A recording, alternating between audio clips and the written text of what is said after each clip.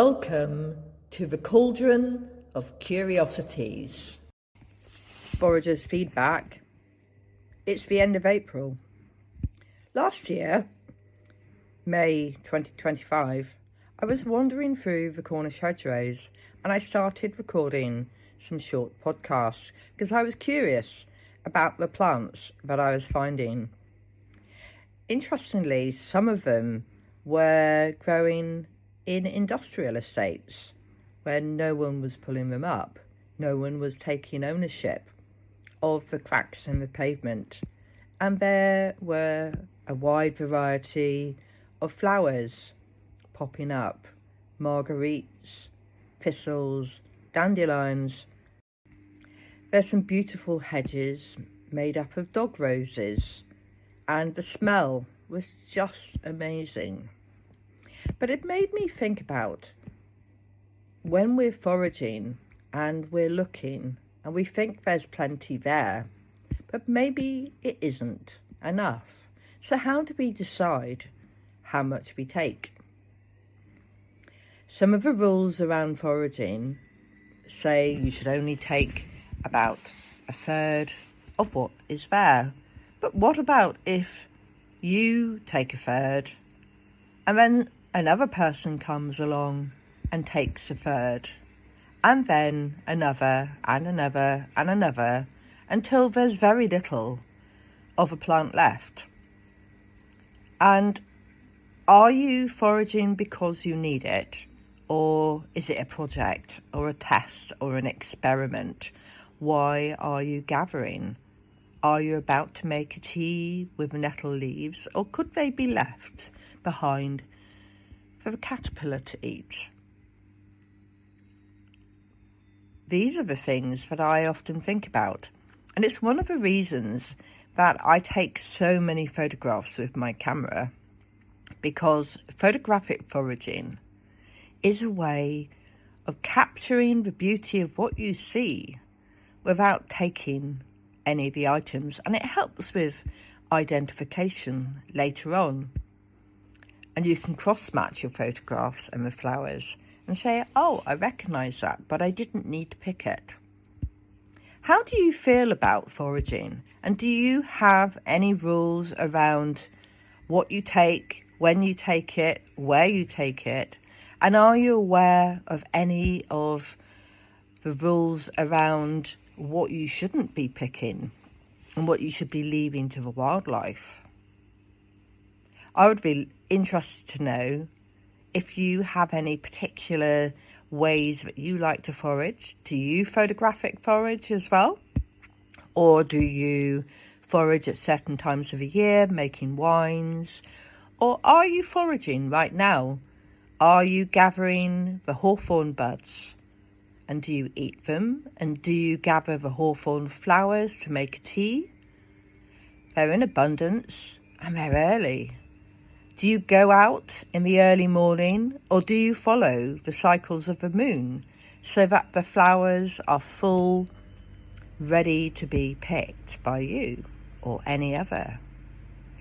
I would love to know your thoughts around how you forage, and do let me know.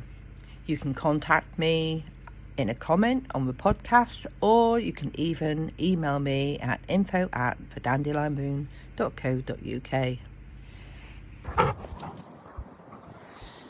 That was one of the dogs running by, and here we have a dandelion clock. Look at that.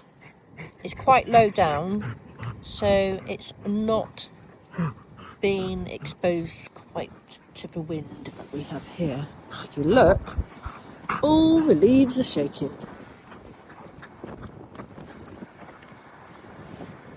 Rose bushes are looking a lot more bushy with more leaves, and the hawthorn is in flower before May.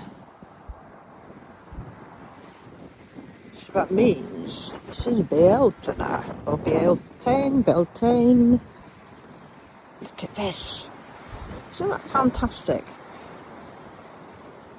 The smell isn't so great, I have to say, but I love the flowers. a May blossom. Roses. The tree that I saw the other day is a field maple.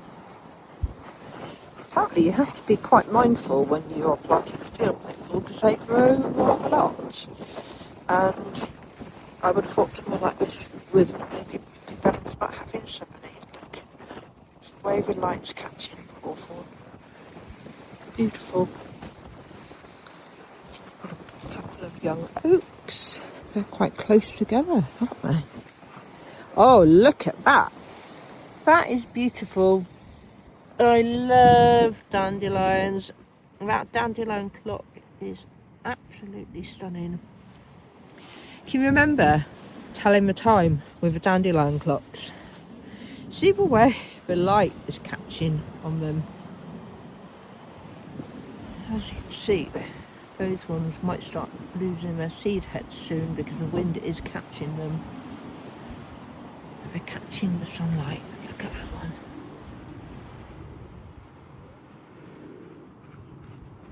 Absolutely stunning. I expect the dogs are going to knock them off as well. Another hawthorn. Less flowers on this one, even though it catches the afternoon sun. And Bumble is having a snack, eating some of the herbs. See the beautiful pinks of the buds. Bright green leaves. Just stunning colours. So you can sort of see where people come up with some of their fashion colours. That bright green with a pink is part of the natural world. You don't see many people wearing the bright gold yellow of dandelions though, do you? But I do like that colour on the walls. It makes me feel like the sun's out all the time. And see the birch. So graceful. With the leaves swaying in the breeze. Although it feels a little bit more than a breeze. There's a few more birches over there. And another hawthorn. You see. I like the way they just, when they're in flower, it really shows the irregular shape of the hawthorn branches and gives it a different type of substantialness. And there we have a clump of dandelions. Does anybody use dandelion in their herb work or in their spell work even? There's the apple tree. Looks like she's nearing the end of her flowering. The wind's probably had a good bash and blown them away. So despite the wind, as you can see, blue sky, it's warm. We had mist drizzle earlier, which I was hoping would help give the allotment plants something to drink. Just going to give you a close-up of a hawthorn. If you wonder what the heavy breathing is, it's the dogs running around. Look at that. You can eat these. The buds are called bread and cheese. And maidens would wash their face with the dew from a May blossom. Look at the tree there. That is beautiful, isn't it? Lovely. Look. I love apple trees. They're beautiful, aren't they?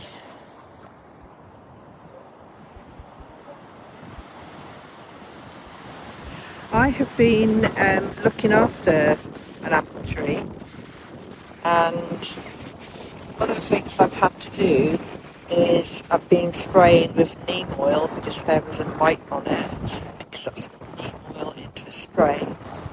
And I've also making up a paste with beeswax and pine resin and castor oil. And that will make a paste ring. Look at the apple tree stuck in there. that will make a paste ring to protect the apple tree's trunk.